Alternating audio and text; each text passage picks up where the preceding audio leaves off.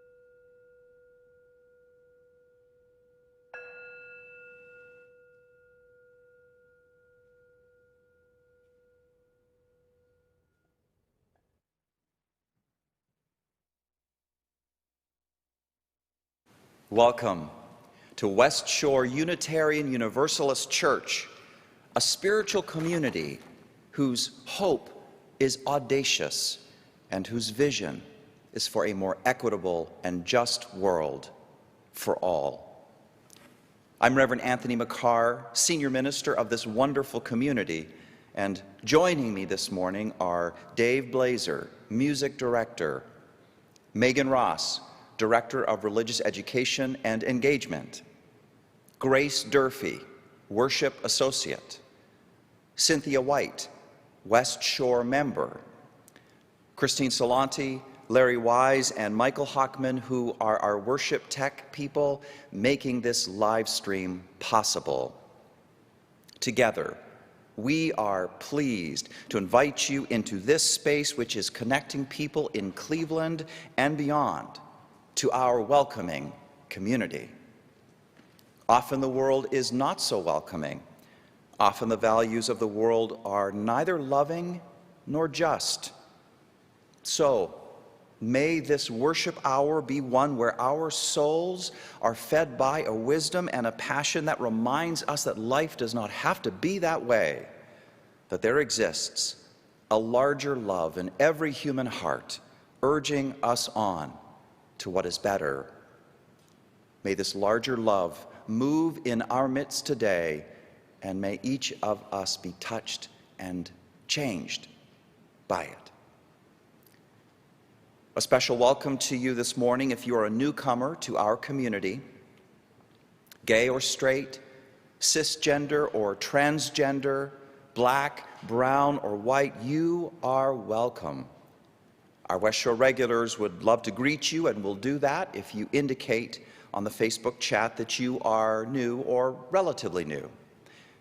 If you happen to have any questions and would love to speak with a person, West Shore's Member and Engagement Coordinator, Diane Alcorn, would love to reach out. Diane's email address is being added to your Facebook chat as we speak.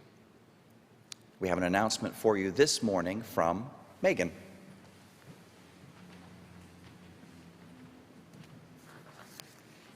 Good morning. I have just one announcement for you today. I'd like to remind you that on Tuesday at 5 o'clock, West Shore members are invited to gather on the front lawn as a way to remember all the lives lost to COVID-19. We will gather at 5 o'clock. Reverend Anthony will share some words at 5:15, and at 5:30, we will ring bells to commemorate all the lives lost. If you have a loved one who has passed from COVID-19 and you would like their name to be spoken aloud, please email Debbie Elliott at the church office. You are invited to bring a bell and a luminaria if you wish. Instructions on how to make those were shared in the e-news. Children and youth are invited to join. Thank you. Thank you, Megan. And now, welcome to this new day. You know, every week we light our chalice, symbol of our Unitarian Universalist faith. It is a beautiful reminder that no matter what has transpired in the past week, no matter how jarring those events might have been, the gathered community that is West Shore Unitarian Universalist Church is a source of stability and meaning that we can all count on. I will now say our chalice lighting words, and then West Shore member Cynthia White will lead us in lighting the chalice and saying our unison affirmation words. This, by the way, is a first for us, and if possible, we would love to feature a different West Shore member doing this every Sunday. If you are interested, please reach out to our worship tech guru, Christine Solante. And now, our chalice lighting words. This is our chalice. In many separate rooms, we light one flame, flame of passion, flame of compassion, flame of humor, flame of style. We do not accept merely surviving. Let our mission be to thrive.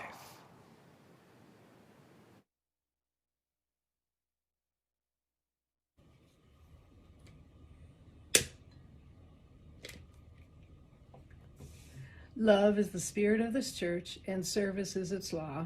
This is our great covenant, to dwell together in peace, to seek the truth in love, and to help one another.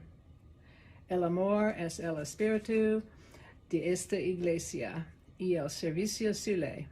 Este es nuestro magnífico convenio, vivir juntos en paz, buscar la verdad en el amor, y ayudarnos los unos a los otros.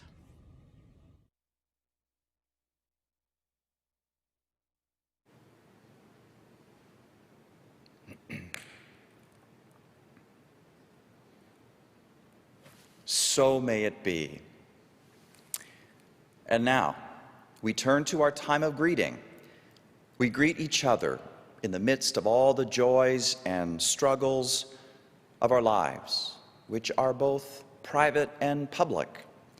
And perhaps this morning, some of the more public struggles are uppermost in your mind, as they are with me. This upcoming Wednesday is the inauguration of Joe Biden and Kamala Harris as our new national leaders. And we are told by law enforcement personnel that political extremists, emboldened by the attack at the Capitol last week, may bring more violence and disruption. Washington, D.C., state capitals, federal buildings across the nation are on alert and are taking precautions. It is yet another difficult moment in a long stretch of difficult moments for our nation and our world. Yet this Monday also brings to us the special observance of Dr. Martin Luther King Jr. Day. And I am so grateful for his leadership and legacy for the cause of justice. I am so grateful for his example of resilience and persistence in dangerous times. This is our greeting time, but no one ever said that the only voices allowed are the voices of the living, who are just members and friends of West Shore. So to this greeting time, I want to bring the voice of Dr. King, whose wisdom we are in need of badly this day and this week. He says, we must accept finite disappointment, but never lose infinite hope. Listen to his voice.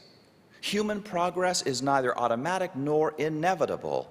Every step towards the goal of justice requires sacrifice, suffering, and struggle, the tireless exertions and passionate concern of dedicated individuals. This is what he is saying. Darkness cannot drive out darkness. Only light can do that. Hate cannot drive out hate. Only love can do that. He wants us to hear. Faith is taking the first step even when you do not see the whole staircase. He wants us to remember life's most persistent and urgent question is, what are you doing for others? Dr. King is saying, we may have all come on different ships, but we are all in the same boat now. Dr. King speaks, out of the mountain of despair,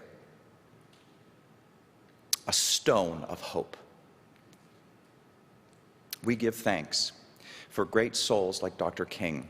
We give thanks this day. And now, among the West Shore family, Jodith Jane suffered a humerus fracture of her shoulder right before Christmas. Surgery was not required, thankfully. She's making slow progress with physical therapy twice a week and lots of exercises to do at home. We're thinking about Jodith this morning, sending her healing thoughts. Lana Rogers will be celebrating her 80th birthday on January 21st. Happy birthday, Lana. Wonderful. And our best wishes for a speedy recovery to Chris Baumhauer, who recently had knee replacement surgery, so sending healing thoughts to her as well. Be sure to check your weekly e-newsletter for the addresses of all these people if you'd like to send a card. Let each of us now say the names of people whom we are holding in our personal thoughts and prayers this morning, people in our West Shore community and people beyond. Whoever you happen to be, wherever you happen to be, say into the space of your room these names out loud. You may even type the name into our West Shore Facebook chat if you like. I'll pause for a moment as we do this.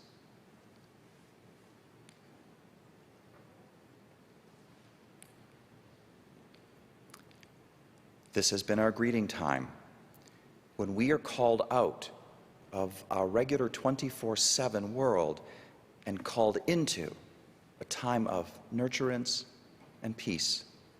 Also, to a time of spiritual adventure and exploration. Today's service is part of our year-long worship series devoted to the great world religious traditions that nourish and inform us as Unitarian Universalists. And one of the rituals we've been living into around this is a signature sound.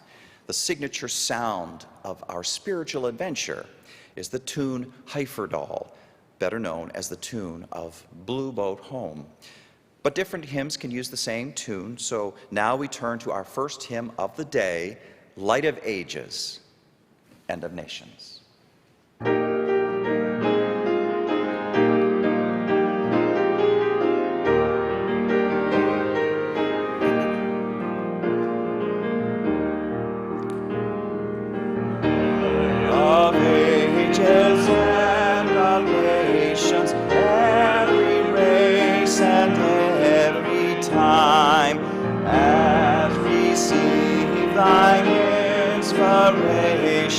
Glimpses of thy truth sublime, always spirits in rapt vision, past the heavenly veil within, always hearts in contrition, found salvation from their sin.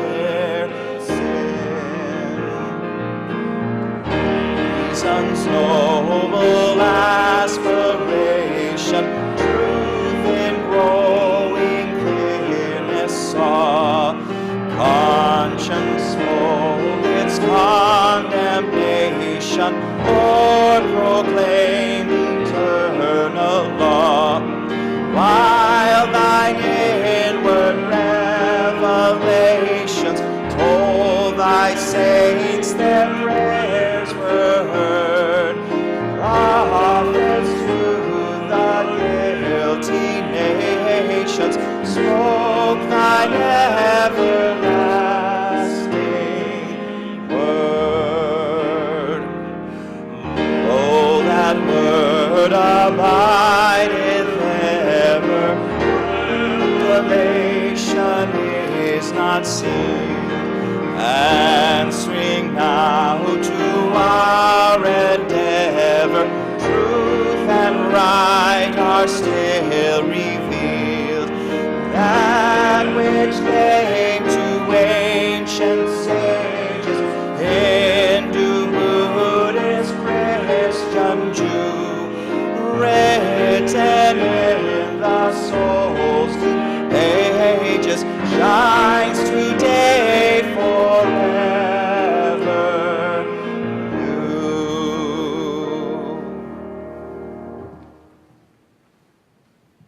Good morning. I'm Grace Durfee, your worship associate today. I don't know about you, but I am loving Reverend Anthony's sermon series on world religions. It's been fascinating to learn about other belief systems and practices. Often during services or while reading the text, I found myself thinking, wow, just like me. In the current climate of divisiveness, this brings me a glimmer of hope for unity. I was especially excited to find so much from the chapter on Taoism resonated with me. I was also relieved because during the worship associate meeting when we were picking the Sundays to share our reflections, I raised my hand for this one. I really didn't know anything about Taoism, but felt more comfortable with a set topic rather than one to be determined. What particularly struck me was reading about Taoists who focus on increasing vital energy. Wow, just like me. So I thought this morning I would share a bit about me and Qi and lead you in an experience of raising energy. Many of you know that I'm a Reiki master teacher. Reiki is a healing modality that originated in Japan, and it's all about facilitating the flow of energy, or Qi. In fact, Qi in the word Reiki is the equivalent to the Chinese word Qi. I've been doing Reiki for nearly 20 years, and it helps me immensely. Just about every morning, before I get out of bed, I do a full self-Reiki treatment, placing my hands for a few minutes on the major energy centers of my body and letting the Reiki energy flow. I don't manipulate the energy in any way. I just allow it to do any balancing of mind, body, and spirit that is needed. Another energy-enhancing approach that I swear by and do regularly is Donna Eden's 5-minute energy routine. Rather than describing the process, which you can easily learn from YouTube videos, I invite you to stand up and join me in the first part of the routine, which Donna calls the 3 thumps, to raise our energy, improve focus, and even boost immunity. So first, bring your fingers together and lightly thump, tap, or massage the K27 acupuncture points. Don't worry about getting the exact spot. When you use several fingers to thump on this area, you'll cover it. This is a simple exercise you can use anytime you are feeling drowsy and want to feel more energized, or are having trouble focusing and want to think more clearly. Next, thump the area over the thymus gland in the center of the chest. This increases strength and vitality. No wonder Tarzan did this all the time. It also helps to awaken all of the body's energies and will boost the immune system. Finally, let's tap the spleen point along your spleen meridian. These points are below the chest, in line with the nipples, and along the bottom ribs. Tapping here can help lift your energy level, balance your blood sugar and hormones, and synchronize your body's rhythms. I find this routine is a great way to start my day, especially since I don't drink coffee or tea. The third energy-raising practice that I do most mornings is Kundalini Yoga. This is a form of yoga that is designed to raise the energy up from the lower chakras to the upper. I have an online membership to Life Force Academy and access their classes and practices to guide me. A Kundalini yoga session begins with a series of warm-up exercises that progress from the base of the spine up to the crown. They say that age is measured by the flexibility of the spine, and these exercises help to loosen and awaken the spine. There's also an emphasis on breath work. Most exercises end with retaining the breath while contracting certain areas of the body to move energy. Breath of fire, which involves a vigorous pumping of the navel with every exhale and inhale, is an energizing breath pattern that's always included. There are also sets of exercises called kriyas that often involve repetitive motions for 3 minutes or more. Often my arms are screaming by the end, but it's amazing how these exercises lead to a meditative state. Every class ends with a sweet blessing that I will leave you with today. May the long-time sun shine upon you. All love surround you, and the pure light within you guide your way on.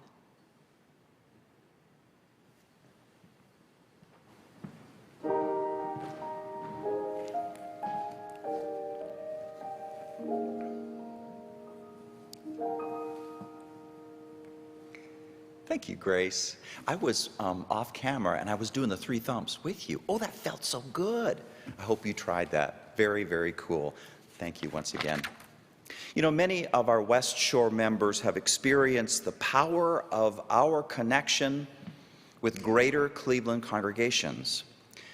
Greater Cleveland Congregations, or GCC, unites about 40 Cleveland area faith communities across lines of race, class, religion, and geography to address such issues as protecting our democracy, criminal justice reform, quality public education, reducing gun violence, health equity. Amazing, important issues. We are right now re-energizing and re-engaging our West Shore connection with GCC, and here's just one reason why. My name is Marilyn Wesky, and I have a story to share with you. I'd recently retired and was ready to participate in something with impact. Without even knowing what I was committing to or what a community action organization actually implied, I signed up for GCC's education team under the guidance of the dynamic Kalila Worley. Let's fast forward to the particular experience that I've been wanting to tell you about. During the buildup to the 2012 election, the Cleveland Metropolitan School District was trying, against all odds, to get an operating levy passed for the first time in 16 years. It was boots on the ground work for several weeks when members of West Shore and other congregations door-knocked in pairs in many of the city's public housing developments. Marty Wiersma was often my walking partner. This particular experience took place at Outhwaite's Estates on the corner of East 55th Street and Woodland. In the early days leading up to the election, we walked door to door to tell people about the levy, to ask for help to get it passed, and to encourage them to register to vote. On election day itself, we went back to door knock and offered to drive people to the polls. That day, I was standing in front of a door on the south side, on the southeast quadrangle of the complex, and I suddenly heard relentless and loud yelling coming at me from the northwest. A tall young man was shouting from a half football field away and running full bore right at me. I stood by the door and, with a combination of curiosity and caution, remained as he came up and jumped right in front of me. Then, with a huge, proud smile on his face, he lifted his jacket collar to show me the sticker, "I just voted." I think back on those days, the uncertainty about interaction we all seem to feel. We at a random front door and the person on the other side hesitant, often with an understandable amount of trepidation. The levy did pass. I continue to grow, and I take the words of the legendary John Lewis more seriously than I ever had. You must find a way to get in trouble. Good trouble, necessary trouble.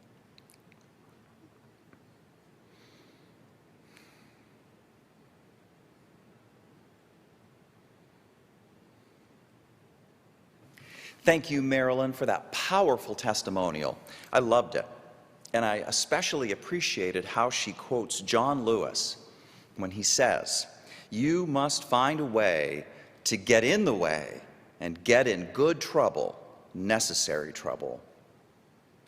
If you'd like to learn more about how involvement in GCC might grow your spirit and plug you into some good trouble, you are invited to join West Shore's GCC core team, myself, and GCC organizer Kalila Worley-Billy, and new GCC lead organizer Keisha Crum at a Zoom meeting right after the January 31st service.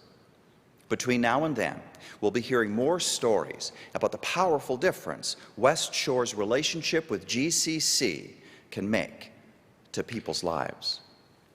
For now, I just want to express gratitude for all the ways the West Shore community helps people find good trouble. I know that without this community, I would never have heard about a group like GCC, or for that matter, about the Urban Hope Storefront, or the Renee Jones Empowerment Center, or the Farrell Foundation, and any number of other Cleveland organizations with which West Shore has a relationship. Thank you for your annual pledges and special financial gifts that keep this community strong and capable of helping people find good trouble. And now, if you would like to offer West Shore a special financial gift, please follow the text instructions on your screen. Yet another blessing of this community is the healing power of music. The inimitable Dave Blazer is about to play a piece called The Crane by Dave Lance. And there is an important link to know about to our Taoism theme of the day. When Taoist priests die, it is said that they have turned into a feathered crane. According to Chinese legends, the crane carries the spirit of the departed to heaven. It is furthermore said that if you dream about a crane, it indicates immortality. The Crane by David Lance.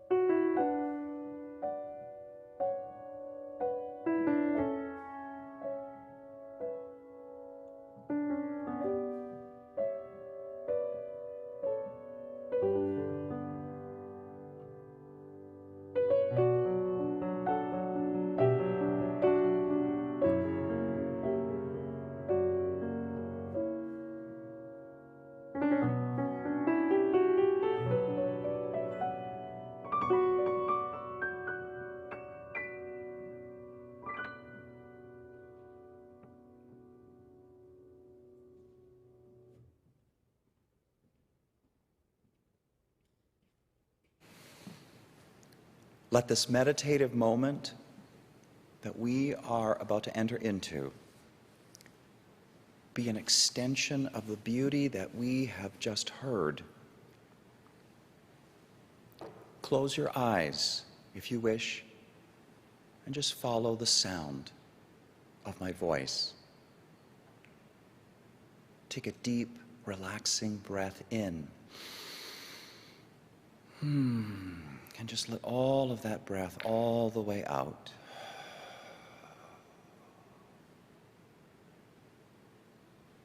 Take another deep breath in. And as before, just let it all out, all the way. Let any tension, any anxiety just go. Let it fall away from you. And be here now. Now, as we enter into the wise silence.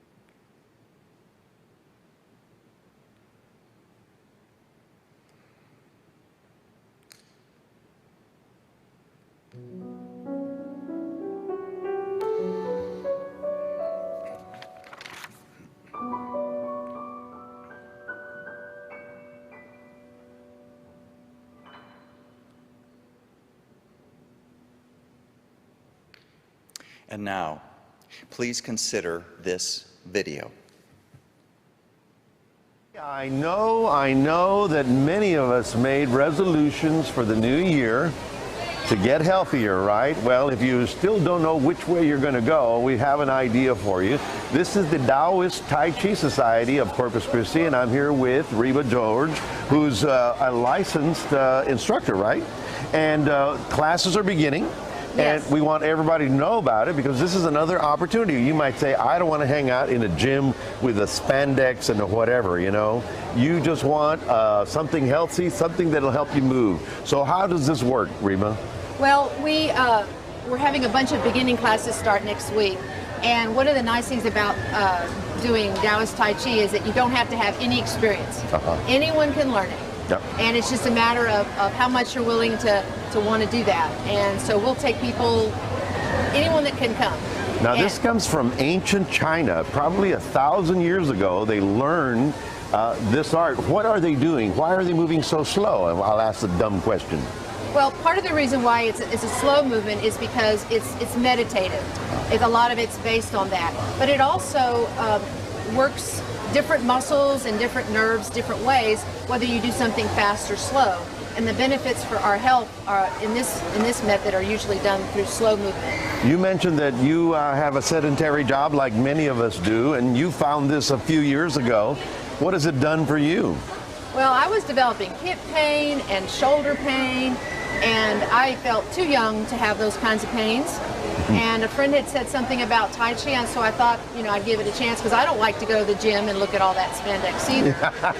And I started it, and it just immediately started to have benefit for me because of the flexibility and the stretching, and just learning something new, which is really good for our brains as well. Sure.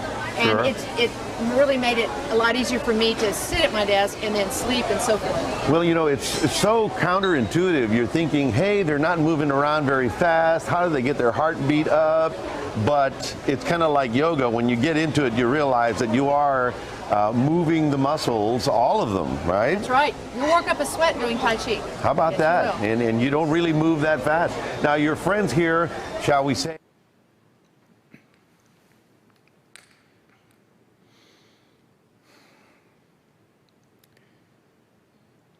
A classic subject in Chinese religious painting is called the Vinegar Tasters. It portrays the three founders of China's major religious and philosophical traditions: Confucius, who founded Confucianism; Siddhartha Gautama, who founded Buddhism; and Lao Tzu, who founded Taoism. All three stand around a big vat full of vinegar. Confucius dips his finger in, tastes it, and it is sour. Siddhartha Gautama tastes it, and it is bitter. Lao Tzu tastes it, and it's sweet. Note the basic elements of the picture. The three figures gathered around the vat itself, and then the different reactions: bitter, sour, sweet. Lots of meaning here to unpack. Take the three figures. The suggestion here is that in China, what you have is a family of religions in constant interaction with each other.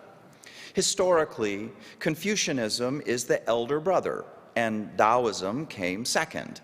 And between them, you've always had this intense sibling rivalry. And then Buddhism entered into the picture as an import from India, only to make the rivalry three-way.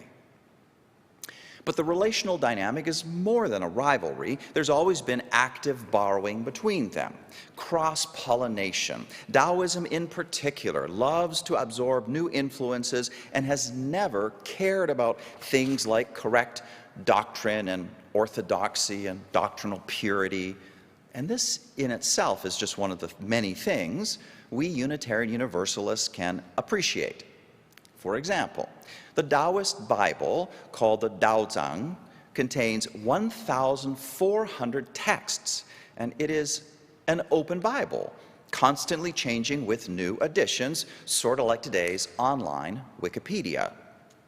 So my point is that positive relationship as well as rivalry is what is happening around that shared vat of vinegar. When you talk about one religion in China, it is hard not talking about the others as well.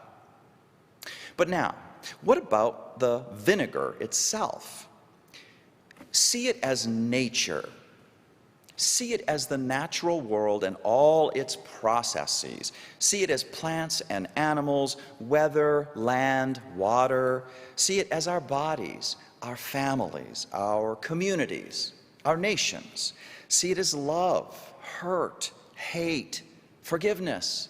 See it as birth, growth, decline, death. The vat of vinegar is all of that. All that is nature.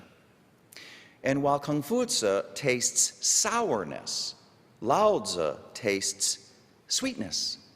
Sour and sweet are opposites, and this small detail has tremendous meaning.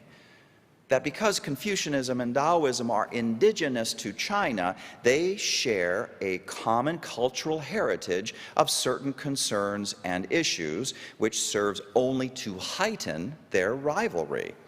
But as for Buddhism, which tastes in nature bitterness, well, that suggests a completely different angle on things, reflecting how Buddhism is an import from India and is shaped by aims and concepts that are not indigenously Chinese. Siddhartha Gautama tastes the vinegar, and it is bitter because he sees being human as merely a stage in one's spiritual development and something to be transcended. This stage to be transcended is full of suffering. To be human is to be full of suffering. Thus the bitterness. But this is not Chinese. For the Chinese, the issue is not transcending the human, but on becoming completely fulfilled in our humanity, on being fully at home in nature. Nature is not to be transcended so much as deeply lived into. So right now, we are putting Buddhism aside and focusing exclusively on the other two traditions which are indigenous to China. For Confucianism, nature tastes sour. For Taoism, nature tastes sweet. Opposites. Start with what it means for the elder Chinese brother, Confucius, to taste sourness. Why? Because for him, nature falls short as a source of guidance for harmonious living. By the time of Confucius, says one historian, the ruling power of China had been in power for more than a millennium.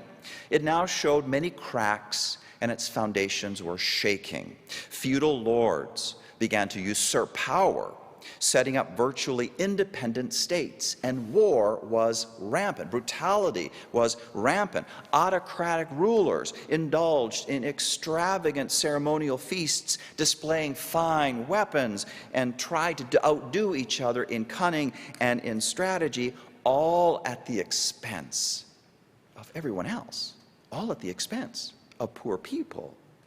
A poet, echoing the real sentiment of the people, cried bitterly, large rats, don't you eat our millet."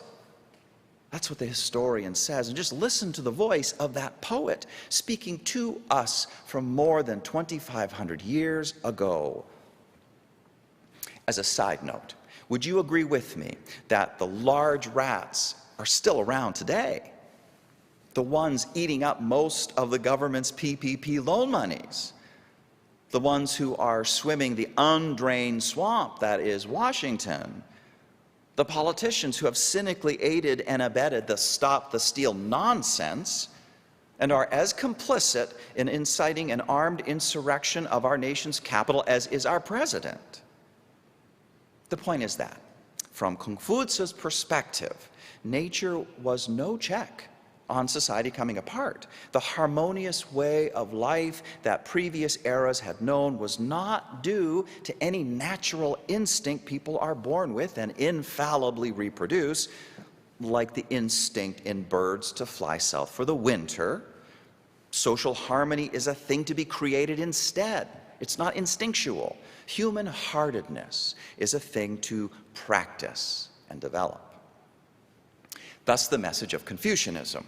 Civilization will be saved if people learn the arts of civilization, which include all sorts of social rituals. At first, it will take sustained conscious effort and will feel mechanical, but the harder people work at it, the more the ritual behavior will lose any trace of self-consciousness and will become second nature, spontaneous, wu-wei, effortless.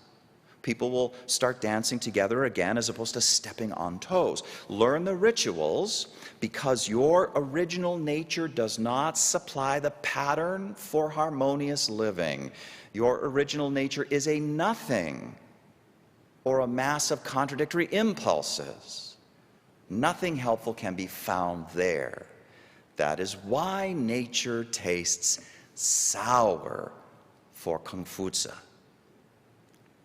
That is Confucianism. And to this, Lao Tzu says, Confucius, now listen up. You are putting forth a remedy to our problems that is just like the farmer who one day grew frustrated with the progress of his crops. The crops were growing too slowly to meet the needs of a hungry community. So one day the farmer had this bright idea: make the crops grow faster by going out into the fields and getting hands-on and literally pulling them up to a taller height. And for a moment it looked like success because they were of a taller height, but soon this farmer realized that all he did was expose their roots to the heat of the sun, which in turn killed all of the crops. All of those crops killed. That is what all your arts of civilization do to people, Confucius. Make things worse, not better. Lao Tzu makes his point more formally in the work that is traditionally ascribed to him, which is one of the most influential of all Taoist scriptures, the Tao Te Ching. And in it, he says, when the great way is forsaken, there was humanness and righteousness. When the 6 family relationships lacked harmony, that's when there's filial piety and parental kindness. When the state and the royal house were in disarray, there were upright ministers. This is a screed against Confucianism. It mentions humaneness and righteousness, filial piety and parental kindness and upright ministers, and all are related to the social rituals that Confucius said that people needed to learn in order to live well. But Lao Tzu is saying that his solutions, Confucius' solutions, only make things worse. For nature tastes sweet. Nature is sweet. In nature is already the pattern for harmonious living. Society is coming apart at the seams because people have forgotten this deep pattern. And it's only going to make things worse by learning a bunch of social rituals, which amounts to a double layer of forgetfulness. Those who would take over the earth and shape it to their will, says Lao Tzu, never, I notice, succeed. He's not only talking about earth, but also the earth of human relationships, the earth of the human mind and body and spirit. The earth, he says, is like a vessel so sacred that at the mere approach of the profane, it is marred. That is what Confucianism was for Lao Tzu, profane. Anything that blocked awareness of nature's deep pattern for harmonious living. Muddy water left to stand, says the Tao Te Ching, will clear. The problem with Confucius for Lao Tzu is that he hasn't given the muddy water enough of a chance to stand still and get clear on its own. Confucius just wants to add more muddiness with all of his social rituals. But if people could just trust that the inner muddiness would clear up, if they could just trust that, if they could just stop for as long as needed to let the water get clear. In that clear water is the deep pattern for happiness that we are all longing for. It's there. And already we are deep in our exploration of Taoism and the sweetness of life. Taoism in China exists in an interdependent web of relationships with Buddhism and Confucianism, and especially with Confucianism, it fights. But I don't want to give the impression that it's just a bundle of polemics and negativities. Taoism, not at all. For the rest of our time today, let's take a close look at its signal concept, the Tao, the sweetness that Lao Tzu tastes. It is definitely a sweetness that Westerners in the 20th and 21st centuries have tasted. For example, as Grace has, through direct participation in some vitalizing practice that aims to increase the amount of energy or qi in a person. A lot of folks have engaged in Taoism in that way. And there have been and there are so many of these vitalizing practices, some of the other ones. Martial arts traditions like Tai Chi or Wing Chun, or health practices like Chinese herbalism or Feng Shui, and many styles of Qigong breath training disciplines, and on and on. Practice any of these and Taoism is there in its emphasis on increasing one's personal energy and aliveness. Taoism has captured the Western imagination. Do you remember the 1970s television series Kung Fu? As a kid, I loved that show, which had actor David Carradine as a wandering monk. Snatch the pebble from my hand, grasshopper. Do you guys remember that? Then there are movies like The Karate Kid, Crouching Tiger, Hidden Dragon, and then, of course, Star Wars. Use the force, Luke. Let go. Remember, the force will be with you always. Those movies inspired me like nothing else. Taoism has just gone everywhere, and I want you to note especially that this has happened without at all trying to be evangelistic. Taoism is not an evangelistic religion, never has been, yet it is everywhere. Google the phrase Tao of ...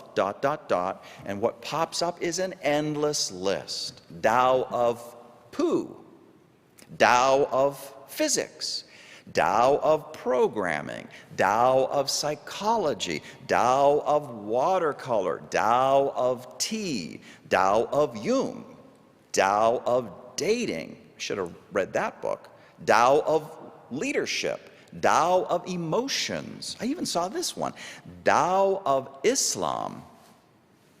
It goes on and on and on. Westerners just sense that in the Taoist conception of the Tao, there is something very sweet indeed.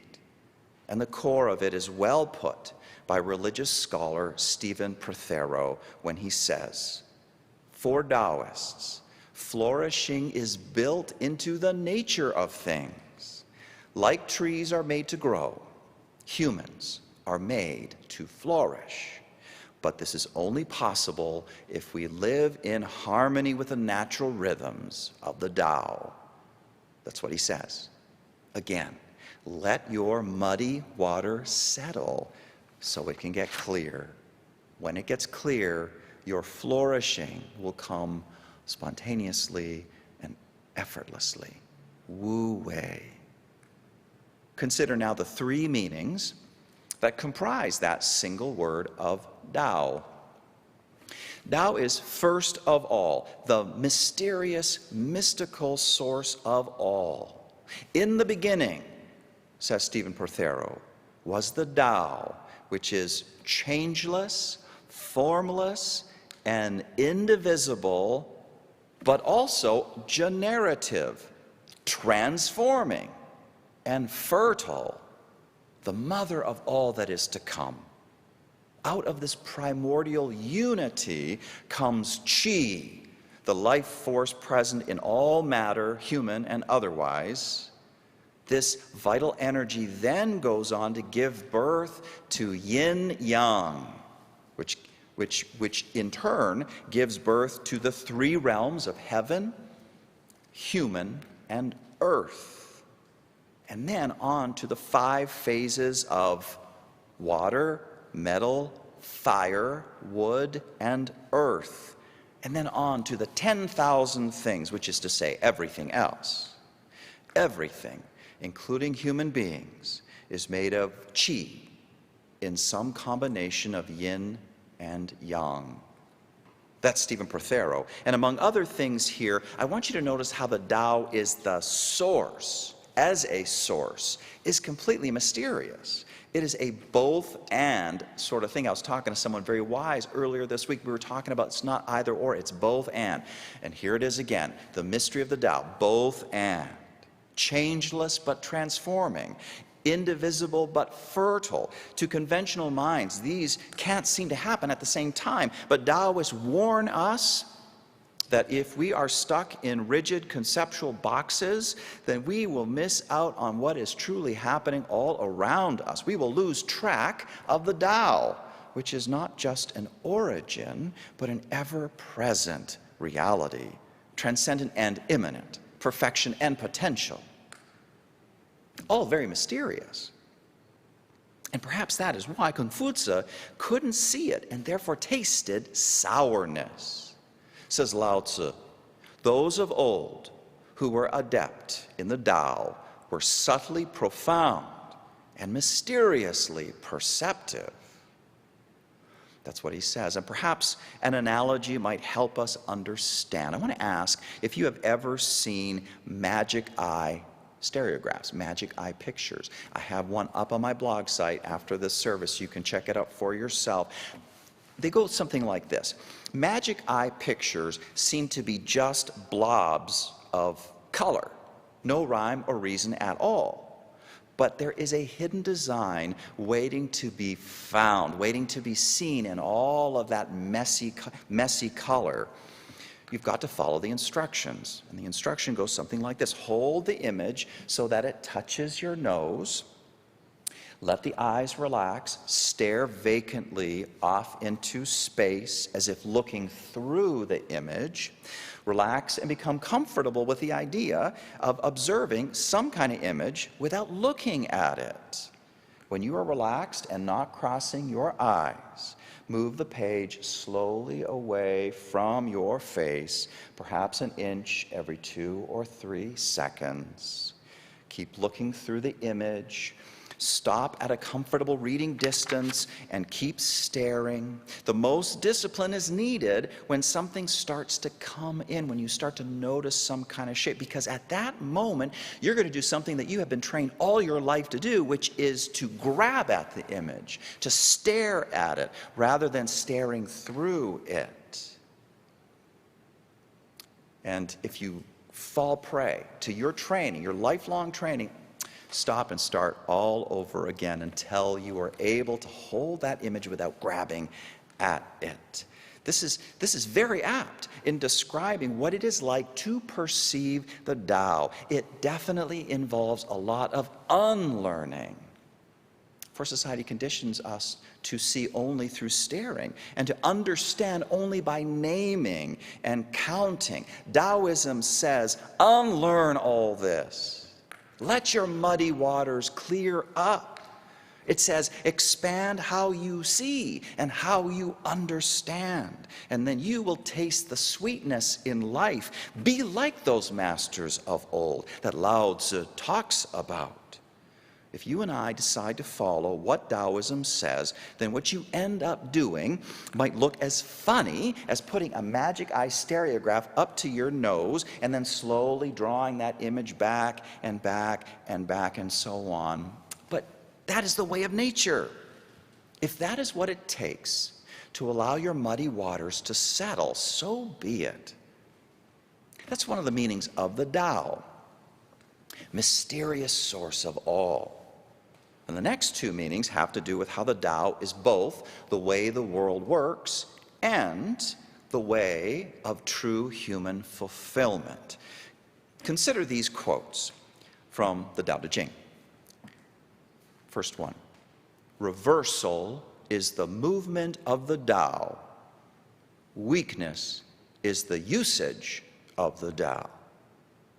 And then this quote, nothing in heaven is softer or weaker than water, and yet nothing is better for attacking what is hard and strong. And then this quote, 30 spokes converge on a single hub, but it is in the space where there is nothing that the usefulness of the cart lies. Clay is molded to make a pot, but it is in the space where there is nothing that the usefulness of the clay pot lies. Cut out doors and windows to make a room, but it is in the spaces where there is nothing that the usefulness of the room lies. Paradoxical, all of it. But it's the way the world works, the Tao of it. The world is an interplay of opposites which complement each other. That's what yin and yang symbolize. Day and night, good and evil, strong and weak. You cannot have one without the other. And at their extremes, they even turn into the opposite. So that when night gets darkest, day is right around the corner. The harder we try to be good and pure, the harder we fall. Too much strength, and the seeds of weakness are planted. From this essential insight about the way the world works comes guidance about the way of true human fulfillment, that third sense of the Tao. Taoism says, find the flow of life and go with it. You might have to work as hard as a Confucian to get there, but the work is not about learning something new. It is about unlearning years and years of conditioning, letting your muddy waters clear. Unlearning all the ways we treat others and ourselves, like that farmer from the story we heard a little earlier, pulling others up and pulling ourselves up until their roots and our roots are exposed to the hot sun, and then we start to shrivel. All the unlearning is difficult indeed.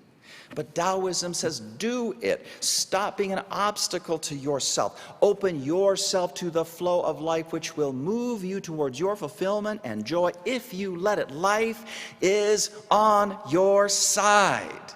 Just like Yoda from Star Wars says, try not, do or do not. There is no try.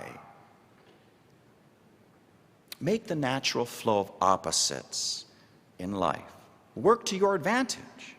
Cling to the weak so that you are ever growing stronger. Be soft and weak like water, and in the same way that water eventually wears away stone, you can conquer all.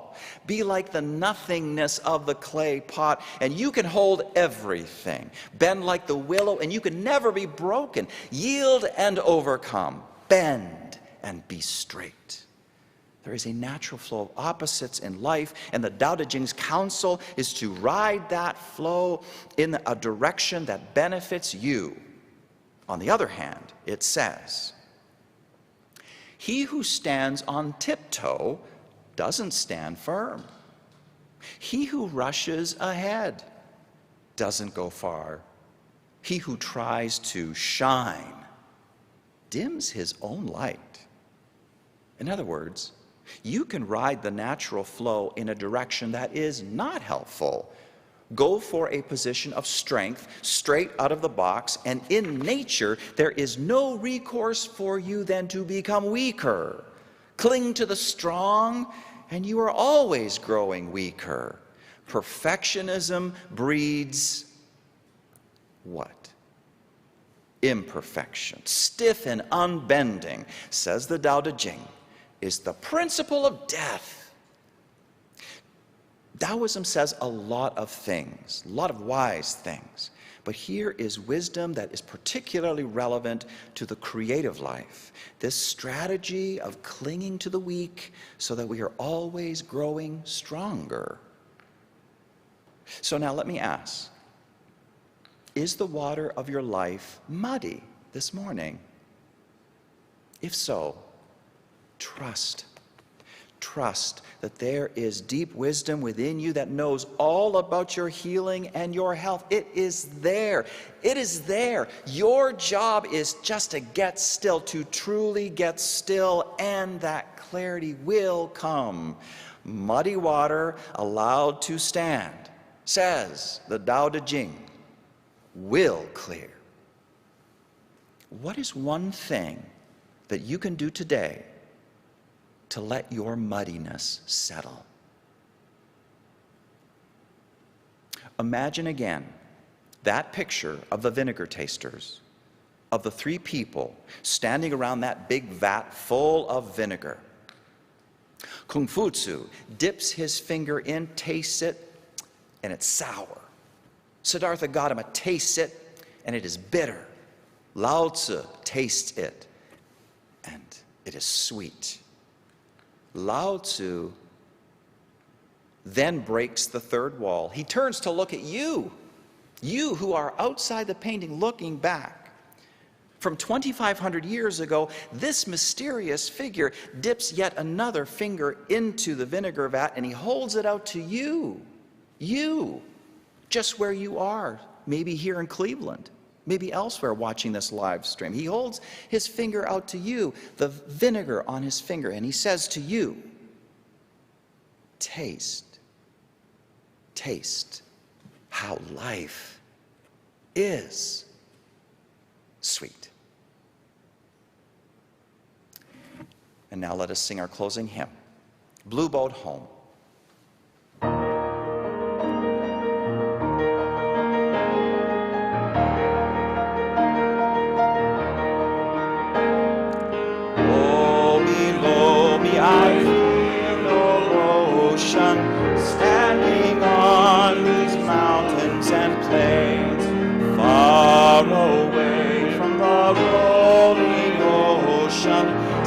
while my dry land heart can say, I've been sailing all my life now, never harbor or port have I known. Wide universe is the ocean I travel, and the earth is my blue boat home.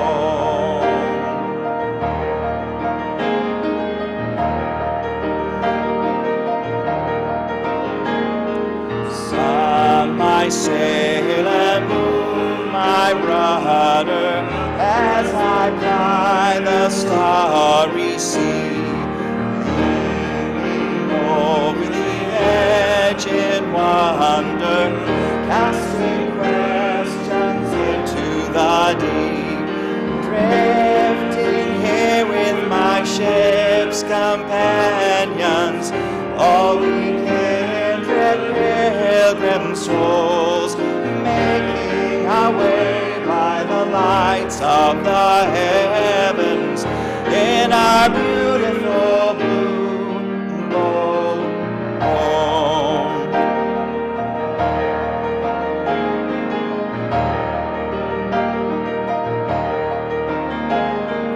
I give thanks to the waves upholding me, hail the great Prince urging me on, read the infinite sea before me, sing the sky my sailor song. I was born upon the fathoms, never harbor or port have I known. Wide universe is the ocean I travel, and the earth is my blue boat home.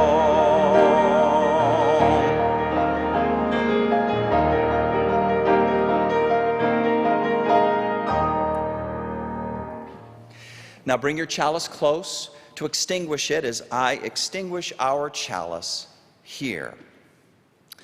And we say these words, we extinguish our flames, but not the light of truth, the warmth of community, or the fire of commitment. These we carry with us until we meet again.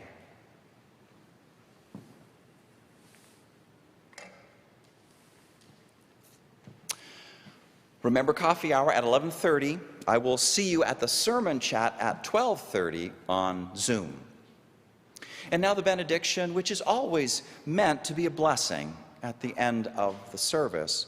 Today the blessing is simply to remember that beyond and beneath the noise and the muddiness of our common day, that which exhausts us and makes us anxious and makes us feel cluttered and small and tight and all those things, beneath the noise and muddiness, there is a world of mystery larger than we can imagine, which surrounds us, enfolds us. It is a source of wisdom and vitality and hope and sanity. Says the Tao Te Ching, silent and boundless, standing alone without change, yet pervading all without fail. It may be regarded as the mother of the world. I do not know its name. I style it Tao, and in the absence of a better word, call it the Great. So know this, you are surrounded and enfolded by the Great, the Tao. It is there in you and beyond you. Find in the stillness the mother of the world, the paradox, the great mystery, the Tao. So may it be. Until next week, West Shore, love, courage, and cheer to you.